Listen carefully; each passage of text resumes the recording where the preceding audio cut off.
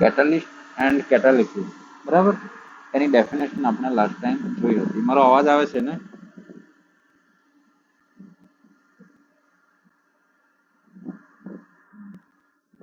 Okay, હા. તો કેટાલિસ્ટની definition આપણે એવી જોઈ કે એવો સબસ્ટન્સ કે જે રિએક્શનના રેટને ચેન્જ કરે છે અને એ રિએક્શનમાં ભાગ લેતો નથી. Without ઇન્વોલ્વિંગ in the reaction can change the rate of reaction. તો એને શું કહીશું આપણે? કેટાલિસ્ટ, બરાબર. અને એ જે પ્રોસેસ થઈ છે એ પ્રોસેસને આપણે કેટાલિસિસ કહીશું. કેટાલિસ્ટ એટલે ગુજરાતીમાં કહીએ છીએ ઉદ્દીપક, અને કેટાલિસિસ એટલે ઉદ્દીપન. એ બંનેની ડેફિનેશન આપણે લાસ્ટ ટાઈમ જોઈ ગયા હતા. ત્યાર પછી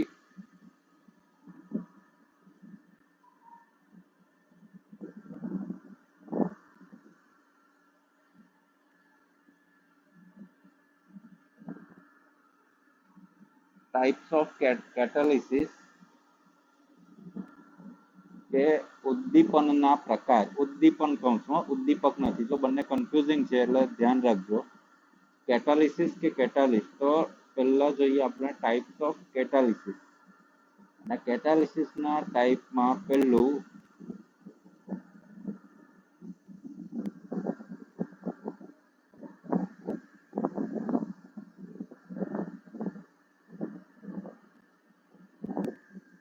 હોમોજીનિયસ કેટાલિસિસ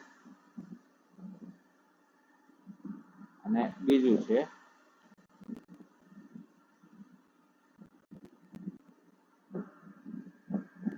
હિટ્રોજીનિયસ કેટાલિસિસ. હોમોજીનિયસ કેટાલિસિસ અને હિટ્રોજીનિયસ કેટાલિસિસ. ગુજરાતીમાં હોમોજીનિયસ કેટાલિસિસ એટલે સમાંગ ઉદ્દીપન કહેવાય. સમાંગ ઉદ્દીપન. અને હિટ્રોજીનિયસ એટલે વિષમાંગ ઉદ્દીપન કહેવાય. સમાંગ ઉદ્દીપન અને વિષમાંગ ઉદ્દીપન. એક એક્ઝામ્પલ આપું હું અને પછી એની ડેફિનેશન કહું.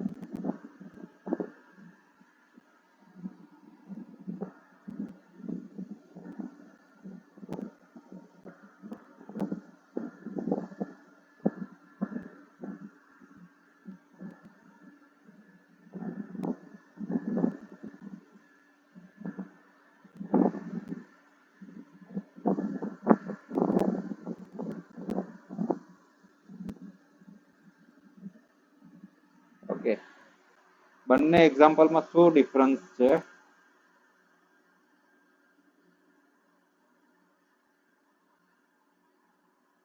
કોઈ ડિફરન્સ છે બંને એક્ઝામ્પલમાં?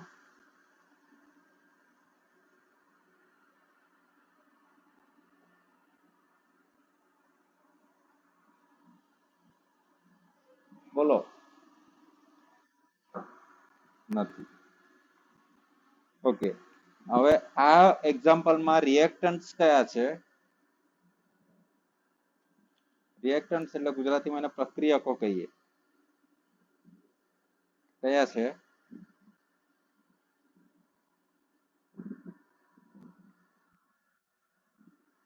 SO2 અને O2. અને SO3 ને શું કહીશું?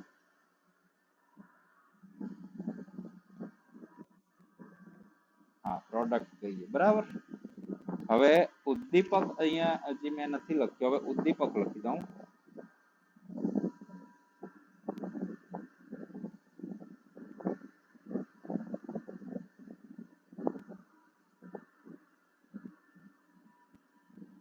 આ છે ઉદ્દીપક,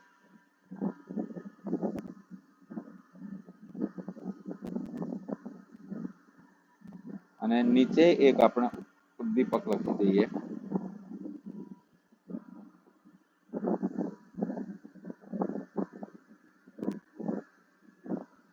ઓકે, જો હવે ઉદ્દીપક ચેન્જ થઈ ગયા. હવે આ બંને રિએક્શનમાં શું ફેર છે?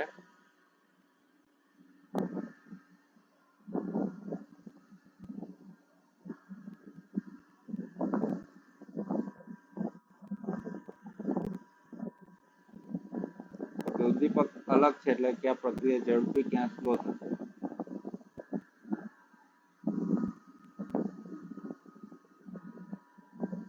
હવે રિએક્ટન્સ અને પ્રોડક્ટ અને કેટાલિસ્ટ મેં પૂછી લીધા એટલા માટે કે તમને ખબર હોવી જોઈએ કે કયા રિએક્ટન્ટ છે, કયું પ્રોડક્ટ છે અને કયો કેટાલિસ્ટ છે. કેટાલિસ્ટ કયો છે પહેલી રિએક્શનમાં?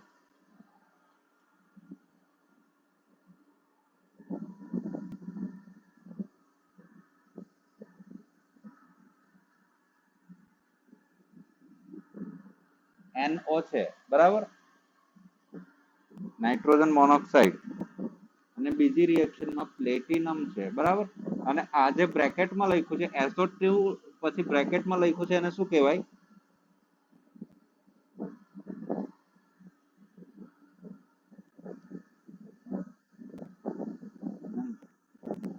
હા, ગેસિયસ ફોર્મ, બરાબર. તો પહેલા રિએક્શનમાં જો બંને રિએક્શન ગેસિયસ ફોર્મમાં છે, બરાબર, અને જે ઉદ્દીપક છે જે કેટાલિસ્ટ છે એ પણ ગેસિયસ ફોર્મમાં છે. જ્યારે બીજી જે રિએક્શન છે એમાં જે રિએક્ટન્ટ છે એ બંને રિએક્ટન્ટ ગેસિયસ ફોર્મમાં છે, જ્યારે ઉદ્દીપક કયા ફોર્મમાં છે?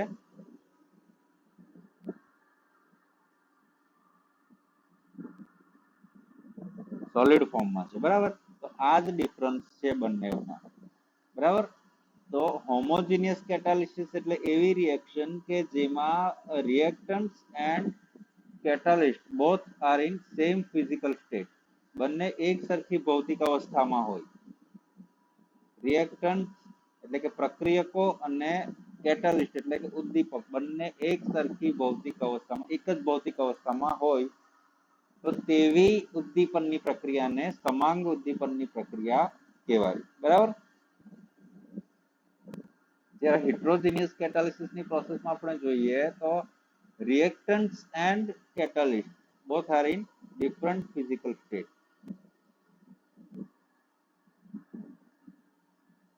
તો આવી કેટાલિસિસની પ્રોસેસ છે એને હિટ્રોજીનિયસ કેટાલિસિસ કહેવાય, વિષમાંગ ઉદ્દીપન કહેવાય. ક્લિયર?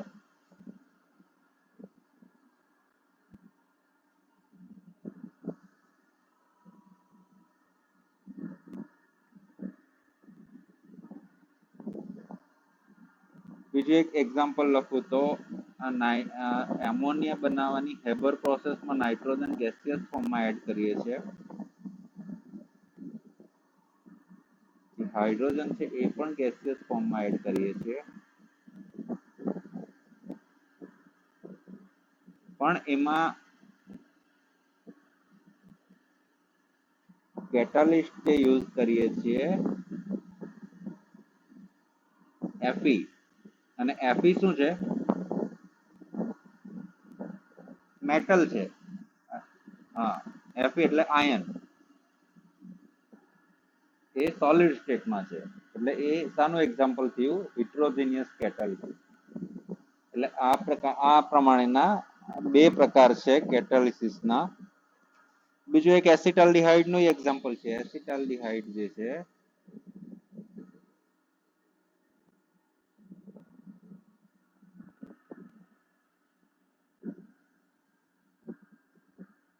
C3CHO એટલે કે એસિટાલ્ડિહાઇડ, અને એ એસિટાલ્ડિહાઇડ નું કન્વર્ઝન થાય, એમાંથી બનાવવામાં આવે મિથેન, અને સાથે જે છૂટું પડે છે એ કાર્બન મોનોક્સાઇડ, અને એમાં ઉદ્દીપક તરીકે આપણે I2 યુઝ કરીએ છીએ. I2, અને I2 જે છે એ ગેસિયસ સ્ટેટમાં હોય અને એસિટાલ્ડિહાઇડ પણ ગેસિયસ સ્ટેટમાં. ઇટ મીન્સ કે રિએક્ટન્ટ અને catalyst એ બંને કેવી સ્ટેટમાં છે, સરખી છે કે અલગ અલગ?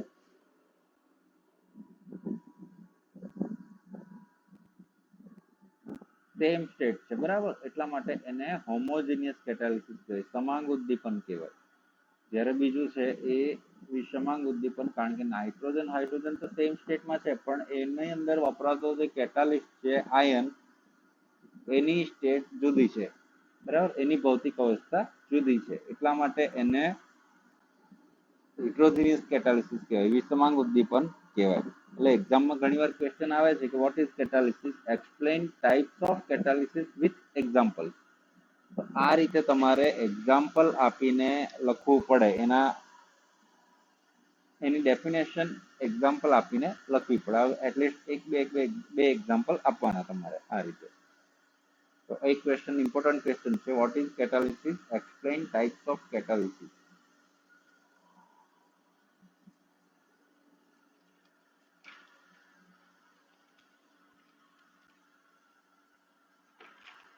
તો આ વાત થઈ ગઈ કેટાલિસિસની. એ જ રીતે હવે વાત કરીએ આપણે કેટાલિસ્ટ, ઉદ્દીપકની વાત કરીએ.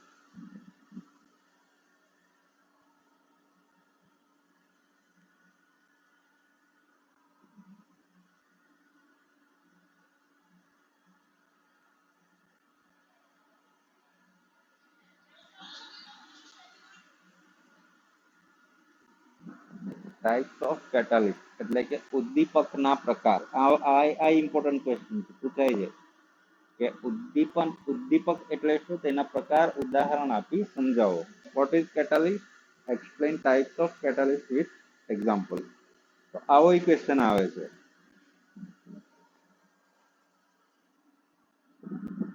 તો એના પ્રકાર કયા કયા છે?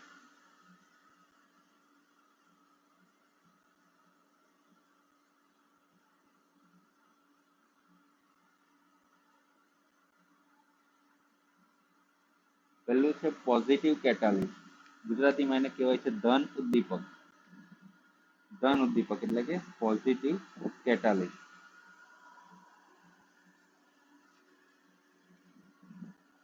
આગળ હતું એ જ એક્ઝામ્પલ આપણે આપી શકીએ એમાં.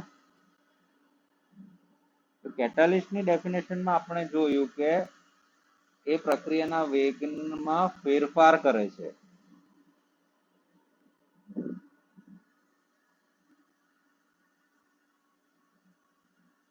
ફેરફાર કરવો એટલે એ ફેરફાર કદાચ ઝડપ વધારતો બી હોય અને ઓછી પણ કરતો હોય,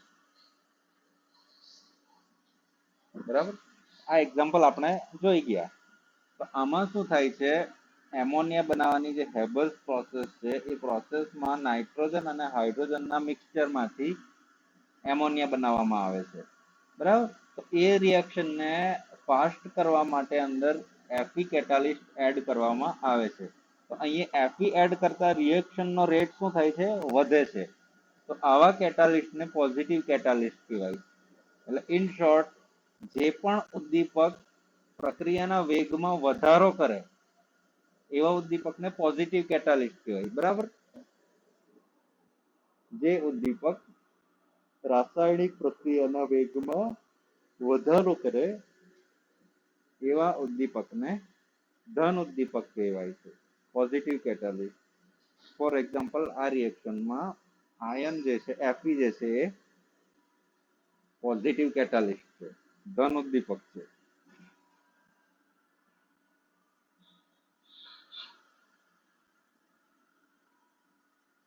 એ જ રીતે પોઝિટિવ હોય તો નેગેટિવ પણ હોય.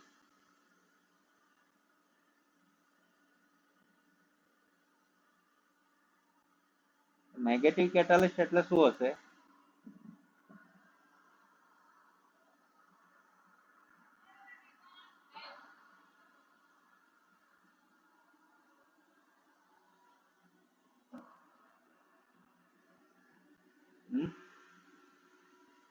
Negative catalyst,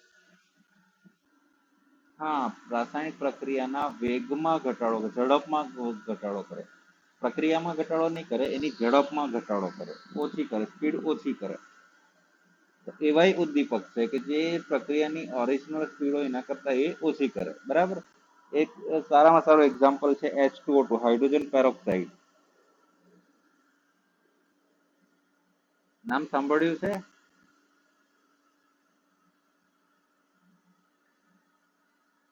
hydrogen peroxide. તો હાઇડ્રોજન પેરોક્સાઇડ હોસ્પિટલમાં વપરાતું હોય જનરલી. હવે હોસ્પિટલમાં વપરાતું એટલે એવું નથી કે બોટલ આજે તોડી અને બધો જ હાઇડ્રોજન પેરોક્સાઇડ એક જ દિવસમાં વપરાઈ ગયો. તો એને લાંબો સમય સુધી આપણે રાખી મૂકીએ તો એમાં એનું વિઘટન થઈ જાય. વિઘટન એટલે કે ડીકમ્પોઝિશન થઈ જાય અને ડીકમ્પોઝિશન થઈને એમાંથી પાણી બની જાય અને ઓક્સિજન એમાંથી બહાર જતો રહે એટલે કે છૂટો પડી જાય ગેસિયસ. બરાબર. એટલે જે આપણે હાઇડ્રોજન પેરોક્સાઇડ પૈસા આપીને ખરીદેલો હોય, કિંમતમાં થોડો કોસ્ટલી હોય અને એમાંથી પાણી બની જાય તો એનો કઈ અર્થ નથી. બરાબર. એટલે આ જે H2O2 માંથી પાણી બનવાની પ્રોસેસ છે એને આપણે ધીમી કરવી પડે કે જેથી H2O2 ને આપણે લાંબા સમય સુધી સાચવી શકીએ. અને એટલા માટે આ જે H2O2 છે હાઇડ્રોજન પેરોક્સાઇડ એ જે કઈ બોટલમાં રાખ્યું હોય એમાં થોડા ડ્રોપ H3PO4 એટલે કે ફોસ્ફરિક એસિડ ના નાખી દેવામાં આવે. તો ફોસ્ફરિક એસિડ શું કરે છે તો કે H2O2 નું જે ડીકમ્પોઝિશન થાય છે એ ડીકમ્પોઝિશનની પ્રક્રિયાનો વેગ એકદમ ઓછો કરી નાખે. એટલે H2O2 ને આપણે લાંબા સમય સુધી સાચવી શકીએ. તો અહીંયા શું થયું, H2O2 નું જે ડીકમ્પોઝિશન રિએક્શન હતી કે જેમાંથી પાણી બની જતું હતું એ પ્રોસેસને ધીમી કરી દીધી. અને કોના દ્વારા ધીમી કરી? H3PO4 ફોસ્ફરિક એસિડ દ્વારા ધીમી કરી.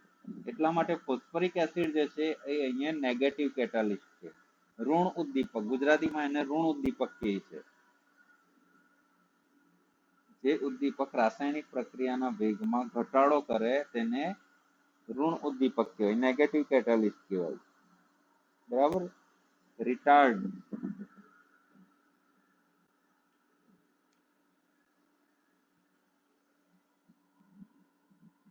અને ત્રીજો પ્રકાર છે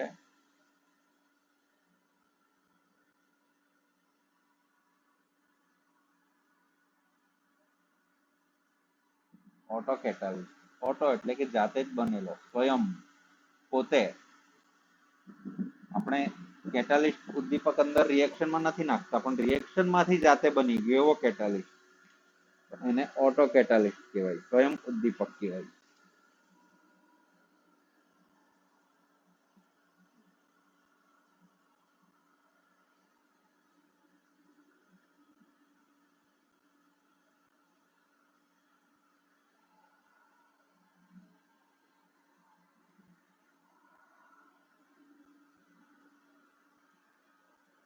આ છે ઇથાઇલ એસિટેટ.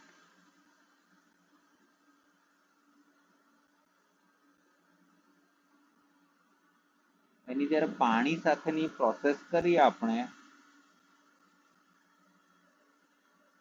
તો એમાંથી આપણને એસિટિક એસિડ મળે છે.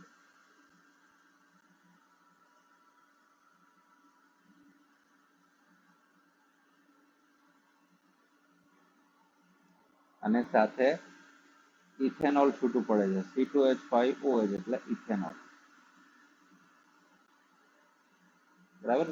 રિએક્શન સિમ્પલ છે.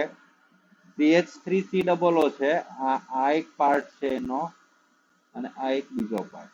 બરાબર. અને H2O માં કયો પાર્ટ? HOH. આ H જે છે એ આની સાથે જોડાઈ ગયો એટલે શું થઈ ગયું? CH3COOH. અને આ OH છે એ આની સાથે જોડાઈ ગયું એટલે C2H5OH એટલે આ ઇથેનોલ થઈ ગયો અને એક એસિટિક એસિડ થઈ ગયું. બરાબર. હવે જો આપણે ઉદ્દીપકની વ્યાખ્યા જોઈ, કેટાલિસ્ટની ડેફિનેશન જોઈ કે જે કેટાલિસ્ટ એટલે શું કે રાસાયણિક પ્રક્રિયાના વેગમાં ફેરફાર કરે. બરાબર. પણ પાછળ આપણે બીજું સેન્ટેન્સ એ બી લખેલું કે એ રિએક્શનમાં ભાગ નથી લેતું. બરાબર. ઇન્વોલ્વ નથી થતું રિએક્શનમાં. તો અહીંયા રિએક્ટન્ટ બે છે. કયા કયા છે? ઇથાઇલ એસિટેટ છે અને પાણી છે, વોટર છે. તો ઇથાઇલ એસિટેટ તો રિએક્શનમાં ભાગ લીધો તો જ એમાંથી CH3COO અને C2H5 અલગ થઈ ગયા. રહ્યું પાણી. તો પાણી જે છે એને પણ રિએક્શનમાં ભાગ લીધો, કારણ કે પાણીમાંથી H જે છે એ પેલી બાજુ જોડાઈ ગયો, OH આ બાજુ જોડાઈ ગયો. તો ઇથાઇલ એસિટેટ અને વોટર બંનેમાંથી કોઈ પણ એ કેટાલિસ્ટ નથી, બરાબર. પણ હવે જ્યારે એ બે વચ્ચે રિએક્શન થઈ, તો રિએક્શન થવા દ્વારા અહીંયા બે વસ્તુ બને છે, એસિટિક એસિડ અને ઇથેનોલ. તો આ જે એસિટિક એસિડ છે એ જેવું બનવાનું ચાલુ થાય તેવું એ કેટાલિસ્ટ તરીકે પણ એનું કામ ચાલુ કરી દે. કહેવાનો મતલબ કે અહીંયા બહારથી આપણે કોઈ કેટાલિસ્ટ એડ કર્યો નથી. તો કેટાલિસ્ટ તરીકે કોણ કામ કરે છે? તો એસિટિક એસિડ પહેલા તો શું હતું? ઉદ્દીપક નહીં હતું, પહેલા શું હતું? નિપજ હતી, પ્રોડક્ટ હતી, બરાબર. તો પ્રોડક્ટ જે છે એને જ કેટાલિસ્ટ તરીકેનું કામ કર્યું. તો આવા ઉદ્દીપકને ઓટો કેટાલિસ્ટ કહેવાય. ઓટો એટલે કે સ્વયં, જાતે જ બનેલો, કારણ કે આપણે એડ નથી કર્યું પણ એ જાતે બની ગયો રિએક્શન માંથી. એટલે ડેફિનેશનમાં લખવું હોય તો લખી શકાય કે one of the product act as a catalyst.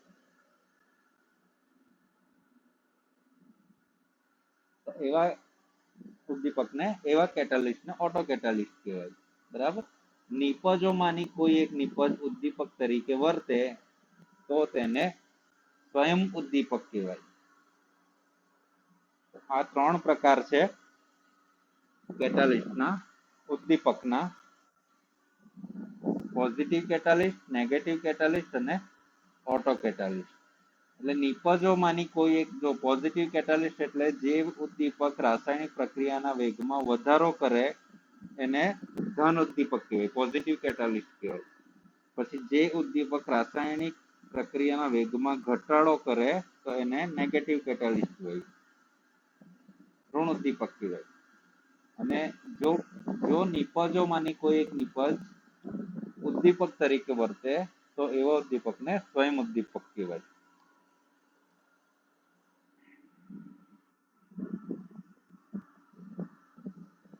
એ તમારી પાસે બુક છે ને, એમાંથી લખી લેજો. હવે 3 3 4 4 લેંગ્વેજમાં તો પૂરું જ નહીં થઈ રહ્યું.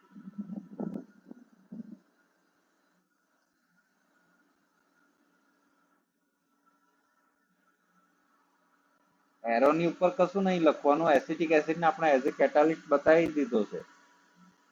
પણ એ સૌથી પહેલા તો એ એક પ્રોડક્ટ છે. એ પ્રોડક્ટ પછી એ કેટાલિસ્ટ તરીકે કામ કરે છે, એટલા માટે એને ઓટો કેટાલિસ્ટ કહેવાય.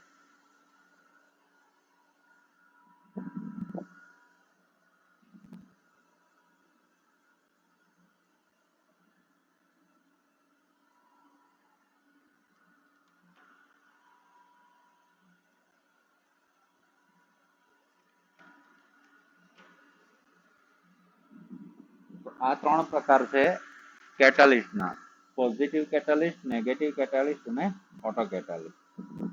ફરી એકવાર તમારે જોવું હોય તો એક્ઝામ્પલ ત્રણેના જોઈ શકો છો. લખવા હોય તો લખી રાખજો, નોટબુકમાં લખી લો આ ત્રણે એક્ઝામ્પલ.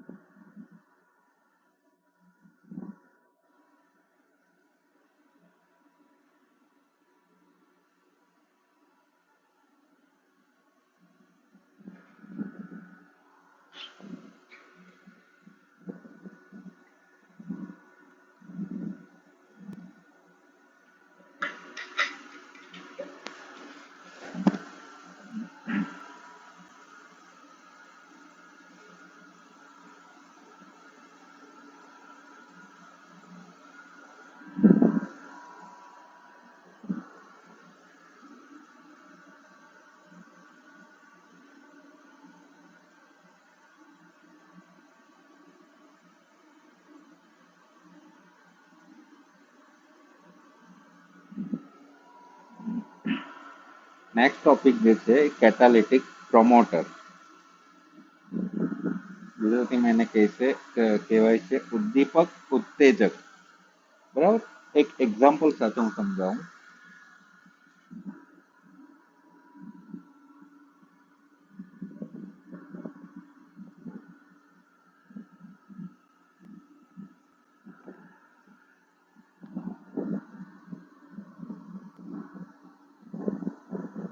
સપોઝ એક રિએક્શન છે, આપણે લખી ગયા જ reaction N2 plus 3H2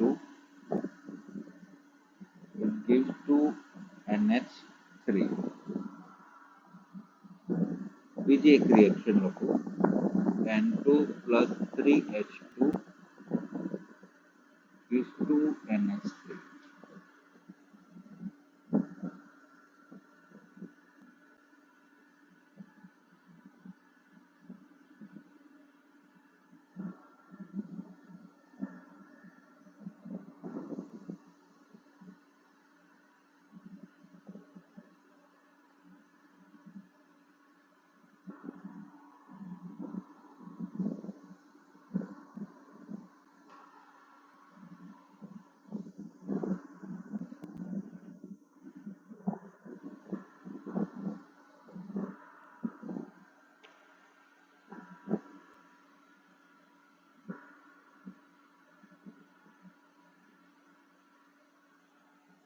okay, આ પ્રમાણે 4 રિએક્શન છે. રિએક્શન એક જ છે પણ એની કન્ડિશન અલગ અલગ છે બધાની. પહેલી રિએક્શન છે N2 plus 3H2 gives to NH3. એમાં કોઈ પણ આપણે કેટાલિસ્ટ એડ નથી કર્યો. માની લો કે આ રિએક્શન તમારી 10 કલાકમાં પૂરી થાય છે.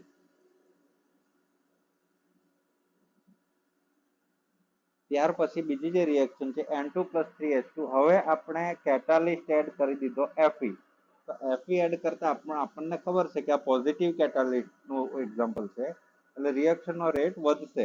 એટલે સમય કેવો જશે, ઓછો કે વધારે?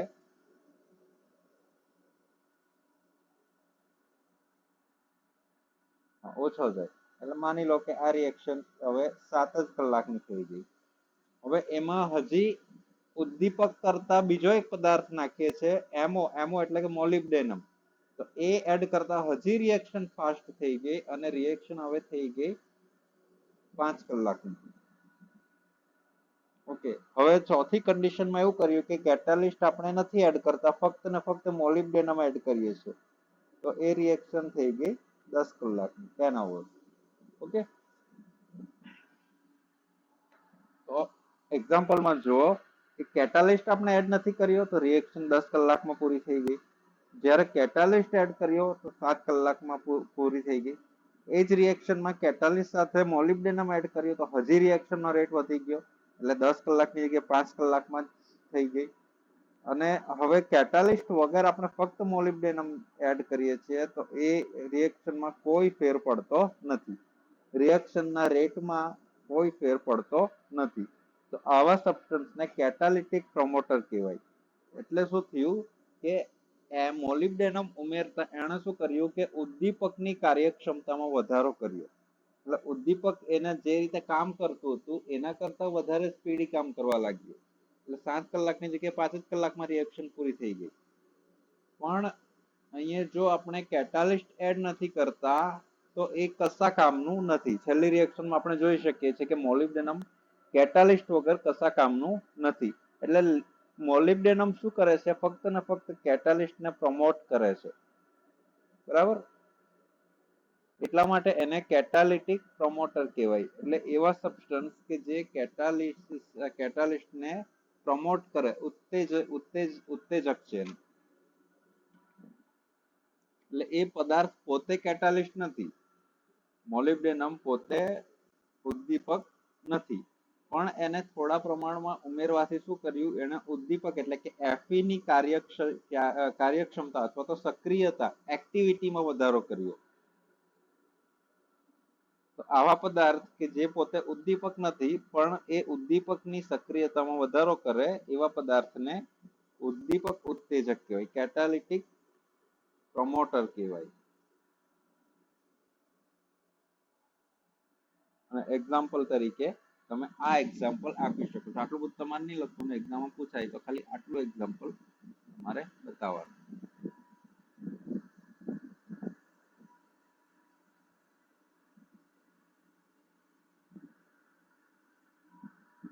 આ એક્ઝામ્પલ તમારે બતાવવાનું. પણ એમાં તમારે એક્ઝામ્પલ જ્યારે આપો ત્યારે એને એક્સપ્લેન કરવું પડે કે એ એફી કેટાલિસ્ટ છે, એમો પ્રોમોટર છે અને એ કઈ રીતે કામ કરે છે.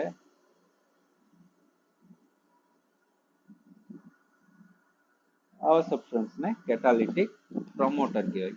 તો જ્યારે પ્રમોટર આવે, પ્રમોશન કરતા સબસ્ટન્સ હોય ત્યારે એને નીચા પાડવા વાળા સબસ્ટન્સ હોય, એટલે કે એમાં અવરોધ ઉભો કરવા વાળા બી હોય. એવા સબસ્ટન્સને ઇન્હિબિટર્સ કહેવાય.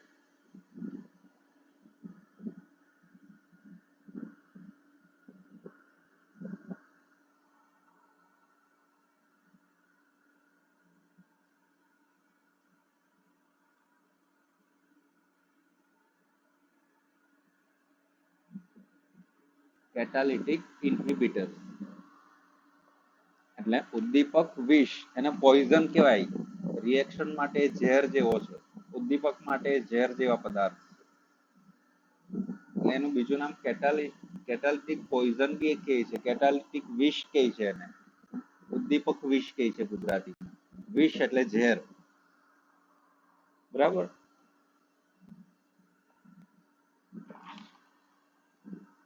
એ બી એક જાણીતું જ એક્ઝામ્પલ છે, હું તમને આપું.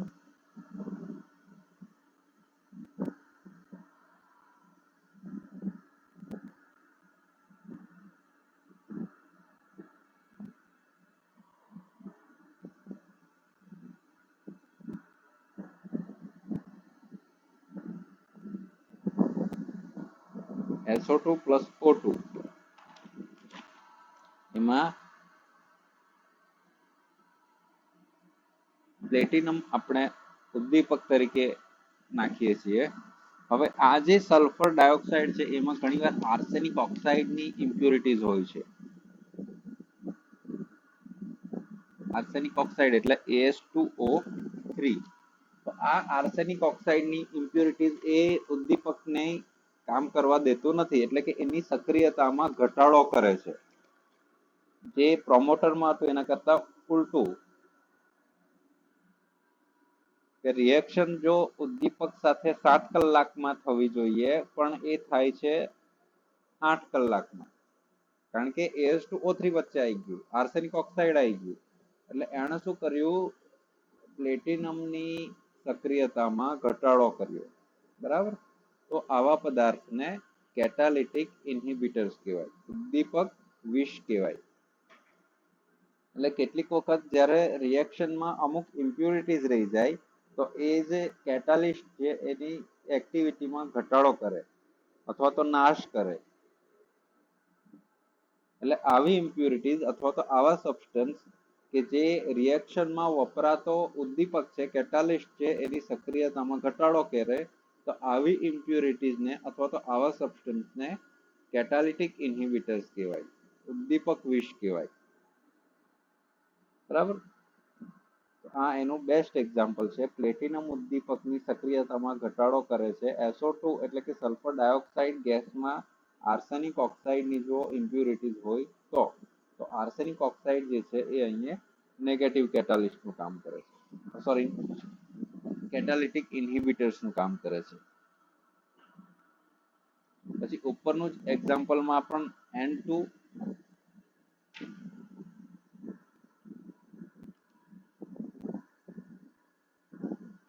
પ્લસ 3H2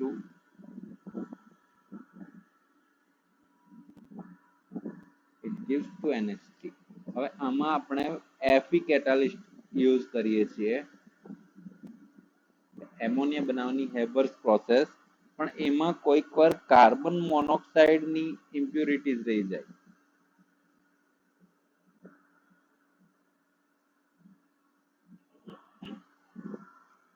તો એમોનિયા બનાવવાની જે હેબર્સ પ્રોસેસ છે એમાં હાઇડ્રોજન ગેસમાં ઘણીવાર કાર્બન મોનોક્સાઇડ ગેસની ઇમ્પ્યુરિટીઝ હોય. તો એ શું કરે છે, Fe એટલે કે આયનની સક્રિયતા એક્ટિવિટીમાં ઘટાડો કરે, બરાબર. એટલે Fe ને એનું પોતાનું કામ બરાબર કરવા દેતો નથી. એટલા માટે કાર્બન મોનોક્સાઇડ જે છે એ અહીંયા કેટાલિટિક ઇન્હિબિટર્સ તરીકે કામ કરે છે.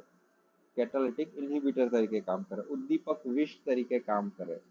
તો આવા પદાર્થને કેટાલિટિક ઇન્હિબિટર કહેવાય. જ્યારે ઉપર જે પદાર્થ હતો એ કેટાલિટિક પ્રમોટર કહેવાય. કેટાલિટિક પ્રમોટર અને કેટાલિટિક ઇન્હિબિટર.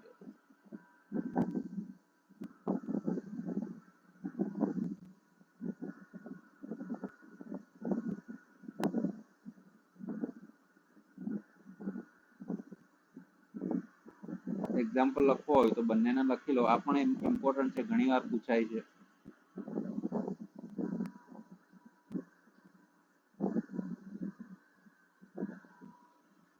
કેટાલિટિક પ્રમોટર બે માર્કના ક્વેશ્ચન પૂછાય. What is catalytic promoter? What is catalytic inhibitor? ઉદ્દીપક ઉત્તેજક એટલે શું અને ઉદ્દીપક વિષ એટલે શું? એક્ઝામ્પલ આપીને તમારે એની ડેફિનેશન લખવી પડે. લખવું હોય તો લખી નાખો આ પણ રિએક્શન.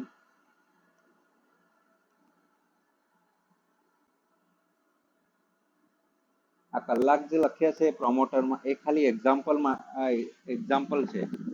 ચોક્કસ આટલા કલાક થાય એવું નથી.